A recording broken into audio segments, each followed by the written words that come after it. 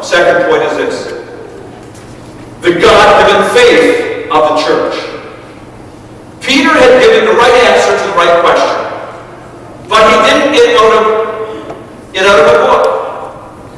He didn't come because he was a brilliant thinker. In verse 17, Jesus said, "Blessed are you, Simon Bar-Jonah, for flesh and blood has not revealed this to you, but my Father who is in heaven." Only God can open the eyes of the blind. Only God can open our spiritual eyes to see Him. Only God can open our ears so that we can hear Him, because we're spiritually deaf. Only God can give life to the spiritually dead. That is why Jesus said in John 4 and 6, "No one comes to me unless the Father who sent me draws him." I want you to understand something, everyone who is here this morning. God does use preachers.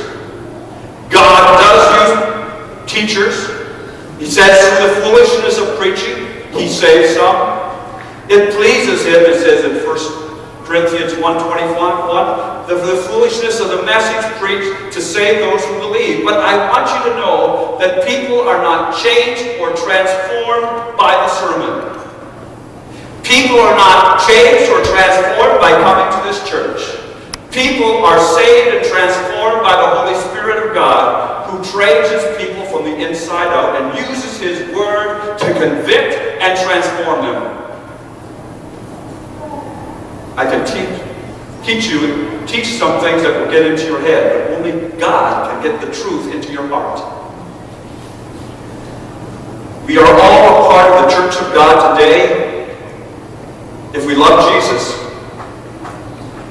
because it is our God-given faith. It is He who has drawn us. It is He who has transformed us. It is not what we have done. So that's the second thing. It is a God-given faith. Thirdly, the godly formation of the church. What is the godly formation of the church? Jesus is not only the builder of the church. He is not the church's only the church's foundation, but He is the founder and framer of the church. He said, "I will build my church." Notice that He didn't say, "I will build your church." Did He say that? He didn't. Jesus didn't say, "You will build my church." He didn't say that either. Jesus said, "I will build my church." What does that mean? How does that come about? Well, neither secularism or humanism or socialism or atheism can keep the church from being built, because, you see, Jesus is the master carpenter. He is the one that builds it. Now, we can build denominations. We can build organizations. But only Jesus can build the church. You know, the word church is ecclesia, from which we get the word ecclesiastical. It literally means to call out. From the ages, Jesus is calling people out from every tribe and nation and every tongue, and placing them stone by stone together, brick by brick. He is building His church. Peter was a little rock that had been the chip off the big block. What Jesus was saying to Peter, you not only have a piece of the rock, you are a piece of the rock.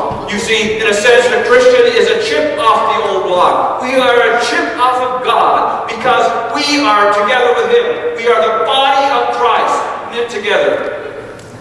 Jesus' point to Peter was, you are one stone. Hey, if you're a Christian, you're one stone. Did you realize that? You're one stone, I'm one stone, Beth is one stone. Each one who believes is a stone. And it says here, in fact, he pointed to himself and he says, I am the foundation rock, Jesus said. Jesus laid the first stone upon the foundation. And ever since, he's been building the church stone by stone, and that is what Peter was surely thinking when he said in 1 Peter 2 and 5, you also, as living stones, are being built up to a spiritual house, a holy priesthood, to offer up spiritual sacrifices acceptable to God through Jesus Christ. You see, Jesus is the builder, we are the bricks and the mortar, and he holds us together with his love. Friends, the church is not a building. This is not the church. This is a facility that we use to build the church. This is a facility that we use to reach people for Jesus. And Jesus is the one that builds his church. As he draws people into relationship with him, they become a piece of the rock, piece of the stones, living stones that are knit together. And friends, you know,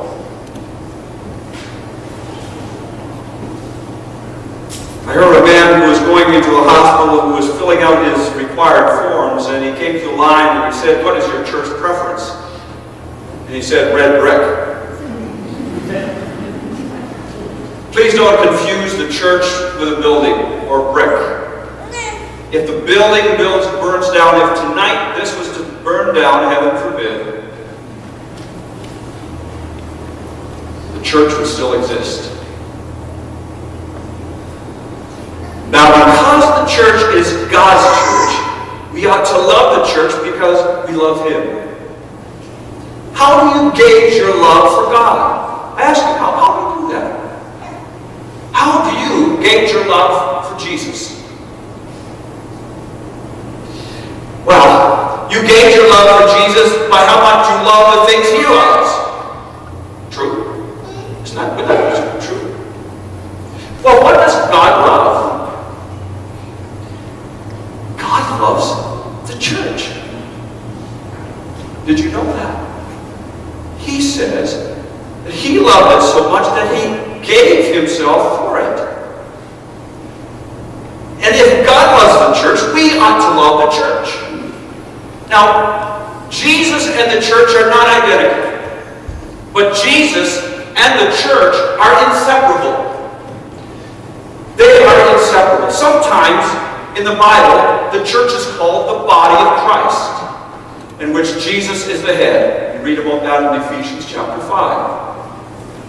Verses 23 and verse 30. Sometimes the church is called the bride. And who is the groom? Jesus. Sometimes the church is called a building. And Jesus is called the foundation. You cannot love one without loving the other. If I tell you that you love Jesus and that Jesus is your Lord, and if you tell me that, and you care nothing for his church, you either have a wrong